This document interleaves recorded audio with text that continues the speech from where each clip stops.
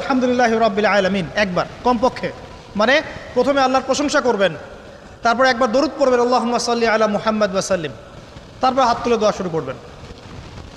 বৃষ্টি পড়ছে, দোয়া শুরু করে দেন, দোয়া কবুল হবে ইনশাআল্লাহ। আজান দিয়েছে, আজান এবং একামতের মাঝখানের সময়টা আছে, এই সময়টা কাজে লাগান, দোয়া কবুল হবে ইনশাআল্লাহ। নামাজে দাঁড়িয়েছেন, সেজদায় গিয়েছেন, সেজদায় দোয়া করেন, দোয়া কবুল হবে ইনশাআল্লাহ। প্রশ্ন করে অনেকে যে ভাই সেজদায় কি বাংলায় দোয়া করা যাবে? হ্যাঁ যাবে, যদি আপনার নামাজটা নফল নামাজ হয়। কোন নামাজ হয়? ফরজ নামাজে করবেন না, নফল নামাজে করতে পারেন ইনশাআল্লাহ। সেজদায় বান্দা আল্লাহর সবচেয়ে কাছাকাছি থাকে, এই সময়ে বেশি বেশি দোয়া করতে রাসূল সাল্লাল্লাহু আলাইহি ওয়াসাল্লাম তাগিদ দিয়েছেন। দোয়া করলে ডাইরেক্ট কবুল হবে ইনশাআল্লাহ। পিতা মাতার খেদমত করে দোয়া করেন, দোয়া কবুল হবে ইনশাআল্লাহ। এখন তো পিতা মাতার খেদমত মানুষ করতে চায় না। এটা সেই যুগ যে যুগে পিতা মাতার সাথে দাস দাসীর মতো আচরণ করা হয়।